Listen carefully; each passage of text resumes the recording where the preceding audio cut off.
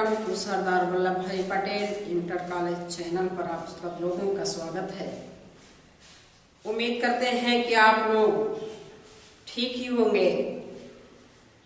जैसा कि हम लोगों ने लेसन के बारे में भी जानकारी लेना शुरू ही किया था। क्लास 10th रसायन विज्ञान पहला lesson chemical reaction and equation, जिसमें हम लोगों ने जाना कि रासायनिक अभिक्रिया किसे कहते हैं, संतुलित रासायनिक समीकरण क्या होते हैं, रासायनिक समीकरण क्या होते हैं, इन सब के बारे में हम लोगों ने पहले वीडियो में जानकारी ली है।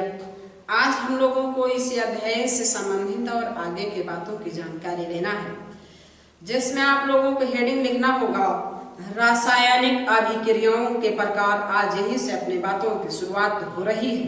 हेडिंग लिखिएगा रासायनिक अभिक्रियाओं के प्रकार। जानकारी हम लोग किसके बारे में लेंगे? रासायनिक अभिक्रिया के प्रकार के बारे में जानकारी लेना है। लिखिए इसके अंतर्गत रासायनिक अभिक्रियाएं, टाइप्स ऑफ केमिकल रिएक्शन, इसके अंतर्गत लिखना है रासायनिक अभिक्रियाएं निम्न प्रकार की होती हैं। रासायनिक अभिक्रियाएं निम्न प्रकार की होती हैं। नंबर 1 हेडिंग लिखेगा संयोजन अभिक्रिया।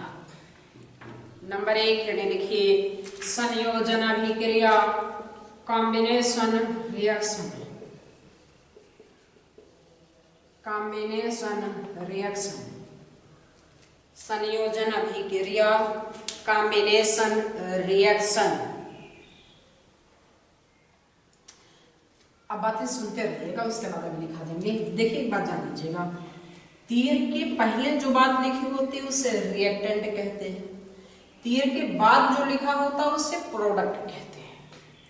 तीर के पहले जो लिखा होगा उसे रिएक्टेंट, तीर के बाद जो लिखा होता है उसे प्रोडक्ट यानी कि उत्पाद कहते हैं। तीर के पहले वालों को अभिकारक, बाद वालों को उत्पाद कहते हैं। संयोजन नाम से स्पष्ट हो रहा है, संयोग करके जो बनता है। बात सुनिएगा, दो या दो से अधिक, दो या दो से अधिक अभिकारक अणु, दो या दो से अधिक अभिकारक अणु आपस में मिलकर एकल उत्पाद का निर्माण करते हैं। दो या दो से अधिक अभिकारक अणु आपस में मिलकर एकल उत्पाद का निर्माण करते हैं तो उसे संयोजन अभिक्रिया कहते हैं। दो या, एक बार पुनः रिपीट कर दे रहे हैं, दो या दो से अधिक अभिकारक अणु आपस में मिलकर एकल उत्पाद का निर्माण करते हैं तो उसे संयोजन अभिक्रिया कहते हैं। Two or more than two reactant react to form one product are known as combination reaction. Two or more than two reactant combine to form single product are known as combination reaction. लिखेगा, ऐसी रासायनिक अभिक्रिया,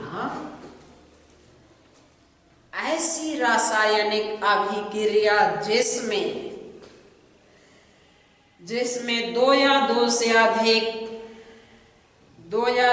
अधिक अभिकारक अणु मिलकर, दो या दो से अधिक अभिकारक अणु मिलकर एकल उत्पाद का निर्माण करते हैं, एकल उत्पाद का निर्माण करते हैं तो उसे संयोजन अभिक्रिया कहते हैं। तो उसे संयोजन अभिक्रिया कहते हैं।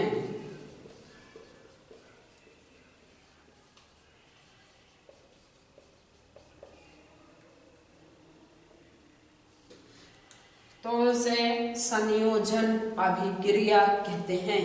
एग्जाम्पल में दर्शा दीजिए। कैल्शियम ऑक्साइड, इसे क्या कहते हैं? बिना बुझा चूना। बिना बुझा चूना इसे कहते हैं बुझा चूना। देखिए, दो रिएक्टेंट अभिकारक मिलकर एक उत्पाद बना रहा है, इसे क्या कहते हैं? Combination reaction. दर्शाइए।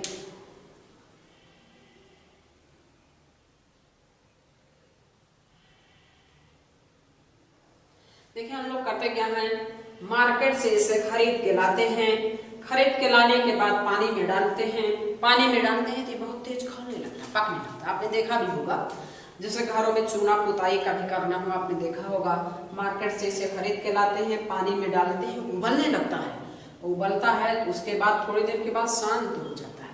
जब शांत हो जाता है ना, तभी बनता है कैल्शियम हाइड्रोक्साइड, बुझा हुआ चूना। और दीवारों की पुताई करने के लिए, चूनाकली करने के लिए इसी कैल्शियम हाइड्रोक्साइड का प्रयोग करते हैं। इसके अलावा चूने के साथ, चूने का प्रयोग कहाँ करते हैं? पूजा के साथ, सुरती के साथ जिस चूने का प्रयोग करते हैं वो कौन सा होता है? बुझा हुआ चूना होता है। इस चूने का प्रयोग नहीं करते। यदि इस चूने का प्रयोग करोगे ना तो मुंह में जाकर ही पकने लगेगा। तो किसका प्रयोग करते हैं? कैल्शियम हाइड्रोक्साइड, बुझे चूने का प्रयोग करते हैं। चूनाकली, दीवारों की चूनाकली करने के लिए किसका प्रयोग करते हैं? कैल्शियम हाइड्रोक्साइड का प्रयोग करते हैं। कैल्शियम हाइड्रोक्साइड यानी कि बुझे चूने का प्रयोग करते हैं। बुझा चूना किसका मिश्रण होता है? कैल्शियम ऑक्साइड और जल का होता है। पॉइंट बना के लिख लीजिए।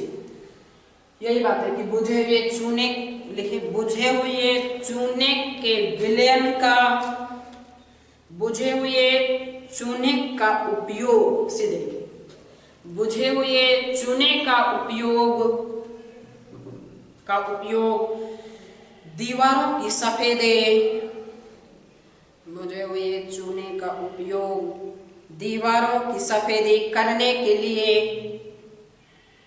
दीवारों की सफेदी करने के लिए किया जाता है। दीवारों की सफेदी करने के लिए किया जाता है। आप बात सुनिएगा।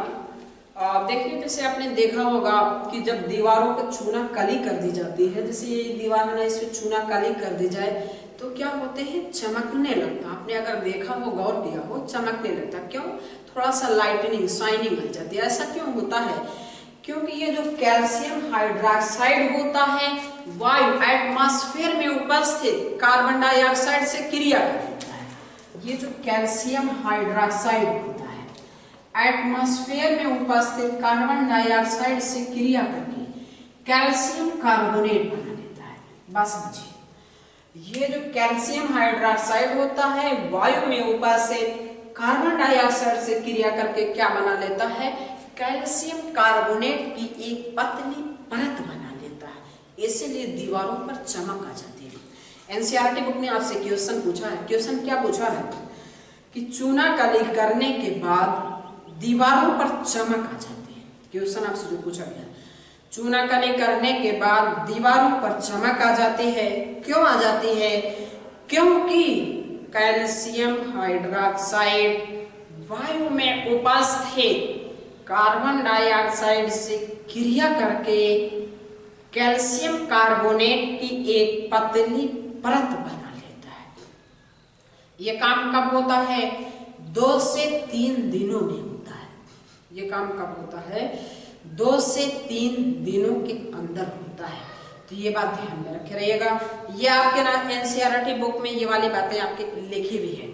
जैसे आप एनसीईआरटी बुक खोलोगे ना, तो एनसीईआरटी बुक में जैसे आपने देखा कभी कभी कहीं कह दिया कि क्या आप जानते हैं, उससे क्या आप जानते हैं बिना ऐसे छोटे से इसे राइट वाले पेज में इसे लिखा, पेज में इसे लिखा, उसे पढ़ोगे तो क्लियर हो जाएगा। तो वहां पढ़ोगे स्पष्ट लिखा गया है। लिखिए इसके अंतर्गत पॉइंट बना के फिर कैल्शियम हाइड्रोक्साइड, कैल्शियम हाइड्रोक्साइड वायु में उपस्थित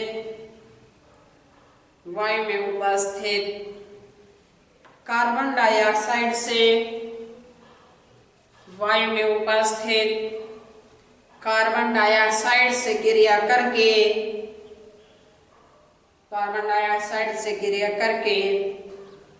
कैल्शियम कार्बोनेट की एक पतली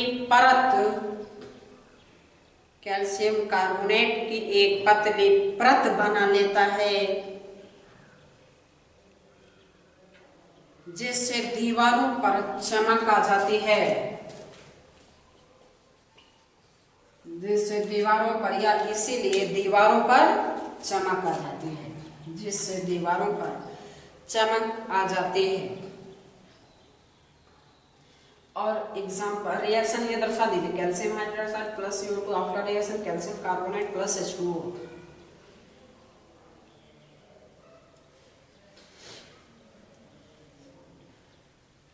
ये तो नंबर 1 की बातें थी, किसके बारे में, एक कॉम्बिनेशन रिएक्शन।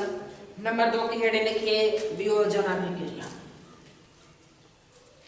नंबर 2 की हेडिंग लिखिएगा वियोजन अभिक्रिया, डिकम्पोजिशन रिएक्शन।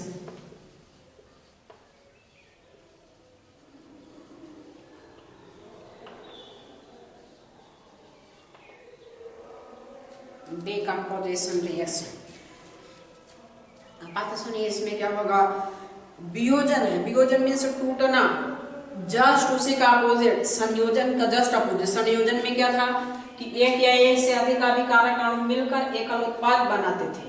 यहाँ क्या होगा, एक या एक से अधिक नहीं जी, यहाँ क्या होगा कि एकल अभिकारक छोटे छोटे उत्पाद के अणुओं में टूट जाता है। ये देखिएगा,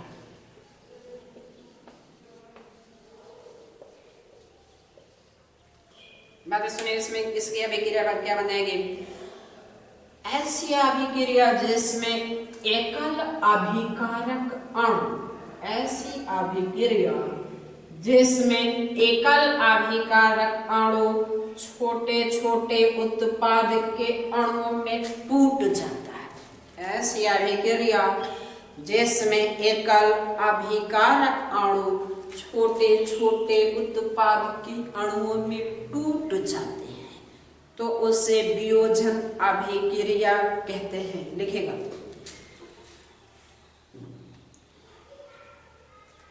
इस अभिक्रिया में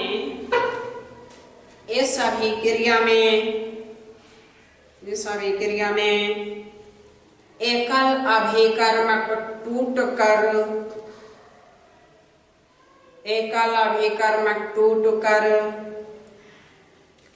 छोटे छोटे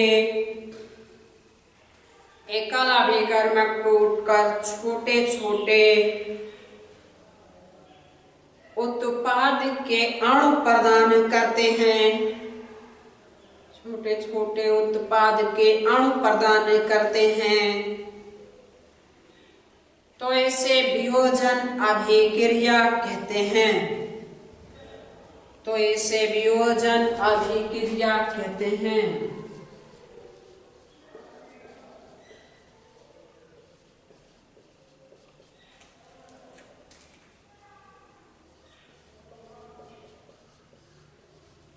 एग्जाम्पल में दोनों अभिक्रियाओं को दर्शा दीजिए। ये कैसे बनता है, क्या होता है, इसके बारे में एक बार डिस्कशन करते हैं। In the presence of heat,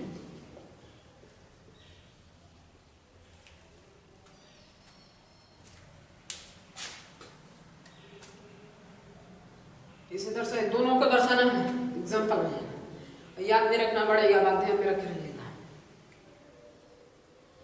अब बात सुनिए, एक आपके जो एनसीईआरटी बुक में क्वेश्चन दिया गया वो ये कि जब लेड नाइट्रेट को गर्म किया जाता है, एनसीईआरटी बुक का आपका क्वेश्चन है कि जब लेड नाइट्रेट को गर्म किया जाता है तो एक भूरे रंग के धुएं का उत्सर्जन होता है। उस भूरे रंग के धुएं का नाम हुआ सूत्र पूछा है। संबंधित रासायनिक अभिक्रिया 2 नंबर में पूरा कंप्लीट पूछता है, इंपॉर्टेंट है आपके लिए कि जब लेड नाइट्रेट को गर्म किया जाता है तो एक भूरे रंग के धुएं का उत्सर्जन होता है, उसका नाम नाइट्रोजन डाइऑक्साइड, फार्मूला NO2 होता है। लिखिएगा पॉइंट बना के, जब लेड नाइट्रेट को गर्म किया जाता है, जब लेड नाइट्रेट को गर्म किया जाता है तो भूरे रंग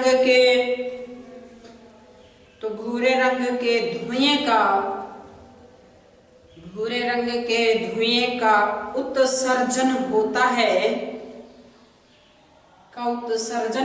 है, जो नाइट्रोजन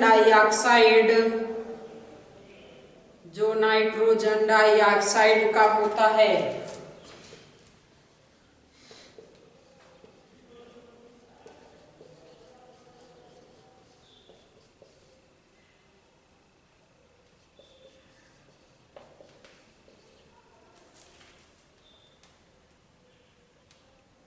रिएक्शन दर्शा दीजिए, मैं पहले से कर दे रहा हूँ। एक बार आपको बैलेंस करने वाला मेथड सिखा देते हैं। जिस समय एनसीईआरटी का एग्जाम्पल कराएंगे ना, बैलेंस करते हैं सिखा देंगे, कोई बहुत प्रॉब्लम्स का नहीं होता, छोटी सी बात है। दर्शा दिए हैं तो फिर पॉइंट बना के लिखिए। नाइट्रोजन डाइऑक्साइड लिखे, पॉइंट बना के देखिए। जब जल का विद्युत अपघटन किया जाता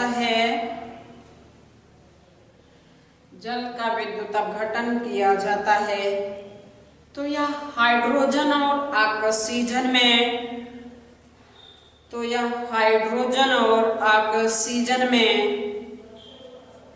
वियोजित हो जाता है।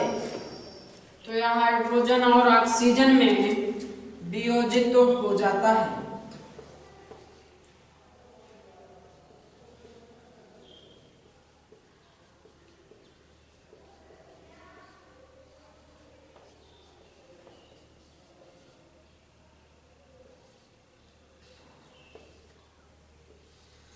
जब जल का विद्युत अपघटन किया जाता है तो हाइड्रोजन और ऑक्सीजन में वियोजित हो जाता है। दर्शा दीजिए।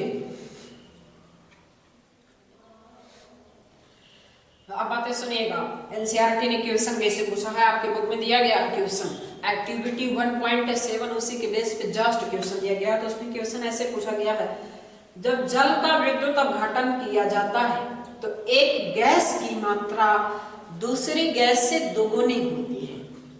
जब जल का विद्युत अपघटन किया जाता है तो एक गैस की मात्रा दूसरी गैस से दोगुनी होती है। उस दोगुनी गैस का नाम हुआ सूत्र। तो दोगुनी गैस कौन है?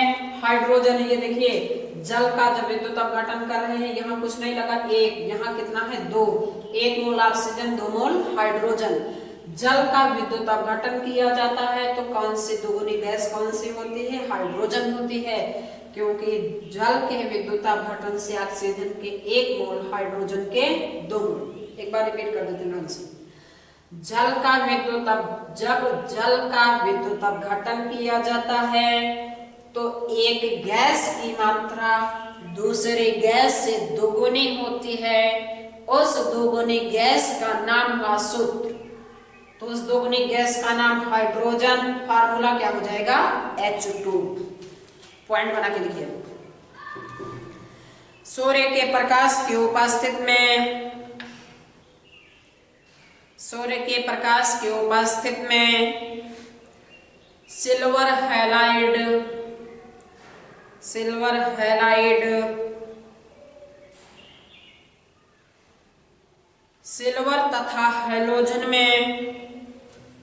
सिल्वर तथा हैलोजन में वियोजित हो जाता है। सिल्वर तथा हैलोजन में वियोजित हो जाता है।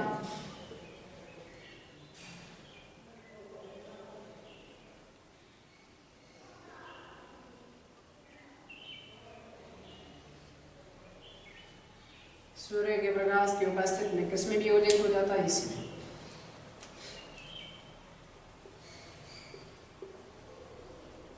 एक हेडिंग लिख के छोड़ दीजिएगा। इस रिएक्शन को दर्शाइए। रिएक्शन को दर्शाने के बाद ऐसे हेडिंग लिखिएगा, रिमार्क। बार बार बातें मैं आपको बता चुका हूँ, क्लास 9 से बताते चला आया हूँ कि रिमार्क कुछ और नहीं, जैसे नोट लिखते हैं वैसे रिमार्क। सभी लोग नोट लिखाते हैं, इसलिए मैं रिमार्क लिखाता हूँ। लिखे वैसे रिमार्क, हेडिंग रिमार्क लिख करके छोड़ दीजिए। आज यहीं पे अपने बातों की समाप्ति करते हैं, बाकी मिलते हैं नेक्स्ट वीडियो में। धन्यवाद फॉर वॉचिंग दिस वीडियो।